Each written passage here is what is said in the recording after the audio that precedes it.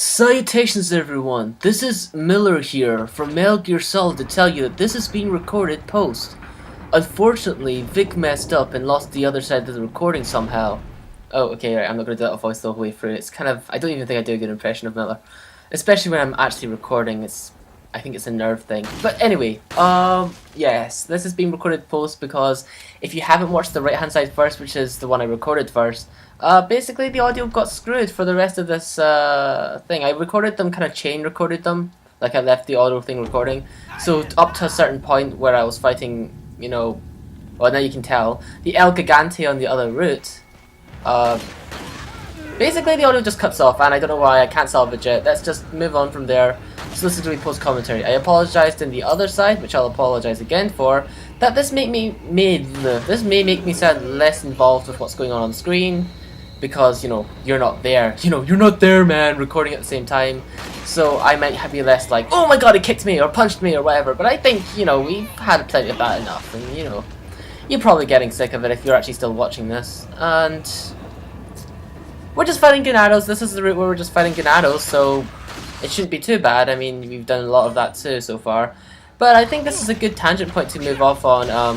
Oh wow, I know I'm not actually doing it right now as I'm recording, but because I was in the middle of that kick animation, I avoided the blade there. That's pretty good.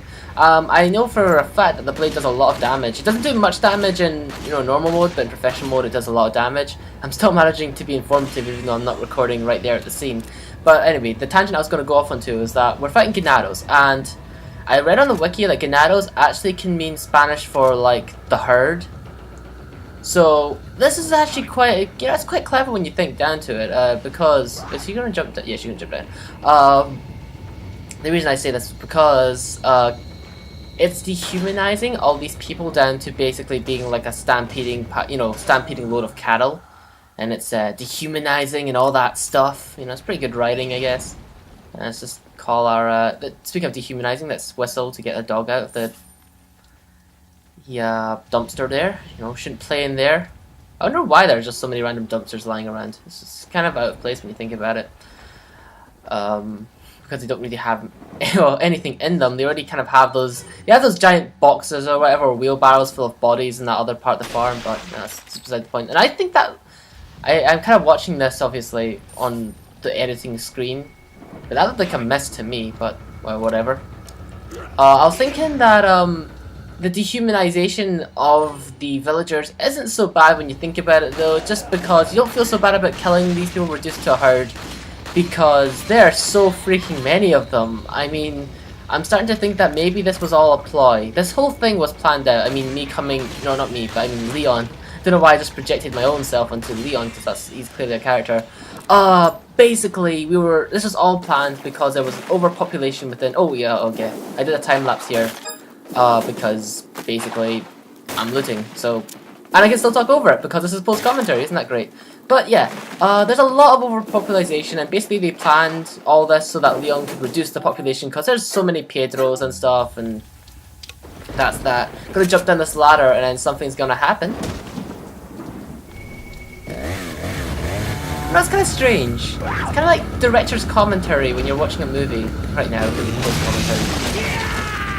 I mean, I'm not gonna say I've never done post commentary in the start from before, but I mean, like, not this like this anyway. But yeah, welcome to I guess a mini boss, or I guess you call it full boss. It's not very cut and dry in this game, but they're called the Bella Sisters. Basically, remember Dr. Salvador, the guy with the sack head? It's basically two of them, but in female form. You'll notice by the costume that they're wearing that it's Knifey, Wifey, and Stabatha's costume. But apparently, according to this, you know, they're named as villains. They're now by-canon sisters. Your snipers are very good weapon for them, and because it immediately grounds them to the ground. And my strategy was basically just to run onto this long edge that you've come from earlier on. You can actually kill them where you start off with the shotgun, but I prefer to have them going along this long. Oh my god, that was quite scary, even in watching it post commentary. Oh, okay. Yoga fire? Yeah, I've been hit. I get caught by it seems. I can't even remember if I get hit or not there. Yeah, you can fight them down there, but when it comes to chainsaw people, I like to keep a good distance away. I'm not like one of those pros you'll find on YouTube. If you watch, you know, some what people can do, you know, like clear this whole game with just the knife. It's freaking impressive what some people can do when they put their mind to it. Well, we got them up close and personal, and of course the shotgun is one of your best friends. I know I haven't upgraded it or anything like that, but it does the job. It does the job I want it to do, and you can tell by the cry there that she's dead. And if they like kind of just spin as they fall. 1 second. Oh, there you go. She does too. I know I don't die here, so that's pretty good. I'm eating Skittles, by the way. The bag of Skittles belonged to like a friend. We went out one night and had some Skittles. We bought lots of chocolates and munchies and stuff. But he left his Skittles in my bag, and at first I wasn't going to eat them. I was just going to go back and give them to him. Seems to have forgotten about them. But then one time I was really hungry, so I just had some Skittles, and now I'm having some Skittles now. So now that I've eaten one, I thought, you know what, next time I see him, I'll just buy him another bag of Skittles. Instead of, you know, giving him this half-empty one that I've already eaten through, so... I think it's a fair trade. He already ate through some, so... all in all, he profits on the amount of Skittles. Now, where's this last enemy? I go searching for him for a while. I think if I turn left, he's like on the platform somewhere. Yeah, there he is, yeah. Okay. You find and kill him, Vic of the past. Choose your weapon. Oh wait, is he being indecisive? Nope, he's going with the shotgun, okay. Or is he just wanting to reload and is he going to switch? Yeah, he's going to switch. Okay. So, nothing much else going up lately. I was actually going to record this post-commentary, like, earlier today, like by a few hours. But lately I've been pretty addicted to Fire Emblem The Sacred Stones for, well, it's for Game Boy Advance, but I'm playing it on my 3DS because, you know, it was available if you were one of those early 3DS buyers. Anyway, I've been pretty dang addicted to that game, and yeah, I've got to this part where this chapter is like chapter 16 now. I know I'm not talking about Resident Evil 4, but let's be honest, there isn't too much new stuff going on the screen right now, and sometimes it's good to talk about other gaming stuff as well, especially post-commentary. You've kind of got the chance to. Yeah, I'm on chapter 16. It's called like Ruled by Madness. I just cleared it, and you get this girl, this dragon girl on your team, called Myrrh. It's this little girl with purple hair. She kind of reminds me of like the Goose if you've played Fire Emblem Path of Radiance, because she transforms into a dragon.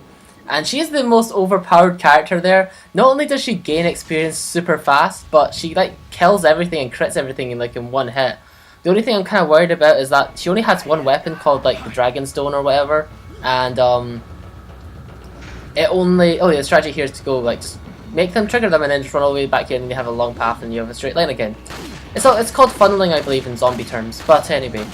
Yeah, anyway, she's like a dragon, and the only thing that worries me is that her weapon has like 50 uses, and after that I'm wondering if she'll be able to turn into a dragon again. I do have a weapon that will restore that one, but that's besides the point. Anyway, it's a great game, and it's really cemented Fire Emblem into kind of like one of my favourite kind of games now. Because like Path of Radiance was good, but I think I was still learning to adapt to other like strategy. I've always been quite bad at strategy games, to be honest. A lot of my RPG and strategy kind of mindset have kind of been driven and learnt from Pokemon, and that's kind of ruined Pokemon or Pokemon. I don't really know how we're supposed to say it now, but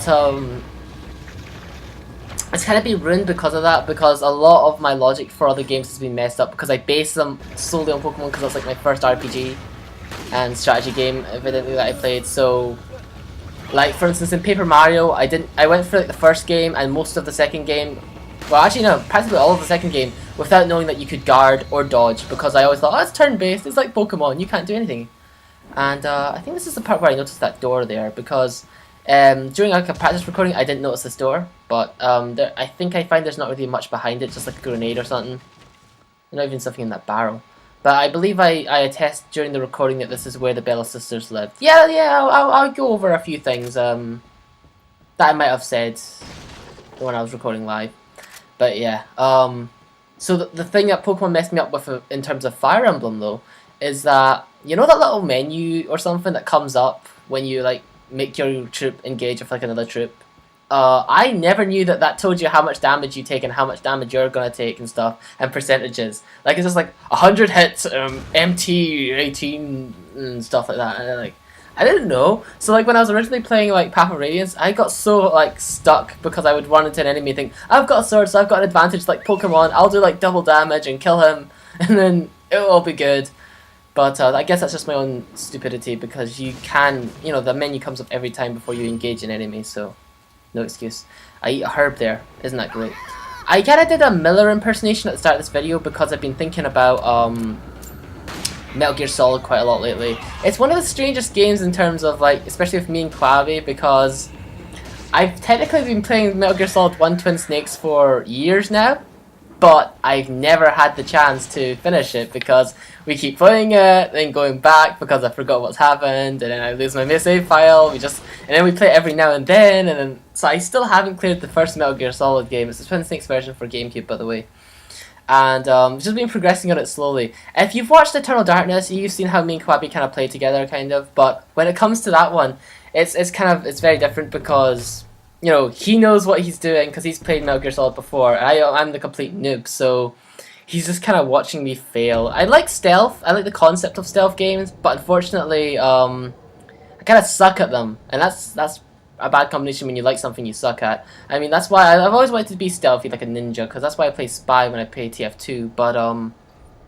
yeah, when it comes to like something that, like, I probably should comment on that this is it's a retinal scanner. Yeah. We're gonna need some eye to get through that door. I'll go off Metal Gear Solid for now because important things are gonna be happening, like going to this merchant. I should probably show up something at the bottom right so you can take the alternate route, because this is the end of the left hand side route effectively. I'm probably gonna end off the video here because what's gonna happen is I'm gonna go into the building and I'm gonna take a note. I realize I screwed up at this bit because I take a note and I need to read it, but I can't read it on this side because then the other side wouldn't read it if you skipped the other half. So what I do is I'm going to skip this Village Last Defense one and I'm going to read it at the start of the next video, part 9. So just ignore this part of the video, so we're going to end off soon. Maybe I can squeeze in the rest of Metal Gear Solid. But anyway, yeah, we're playing through it and I'm the complete noob, and actually wait, there's nothing really else to mention there. So I'm just going to loot this. So just keep in mind that this is going to be looted by the start of the next video, but I'll read that note, that Village's Last Defense one. Do I black out here? And we're back. I forgot to edit that blackout, so I'm going to have to do it now. I just took a pause as if it was already there. And I think that's the end of this route. Actually, it's at this point that I'll show at the bottom right or bottom left a clickable icon so you can go to the other route. Or again, you know, you can just skip to the next part once it comes out. Because I'm not going to do anything you could have done in the other part. So yeah, thanks for joining me on Route Left. I'm sorry it was post commentary if you didn't like that, but promise next time it won't be. I hope, if the recording doesn't screw up then. Thanks for watching until now. Thank you for joining me, and cheery bye, I guess. How long does it take me to throw it? Oh, there we go.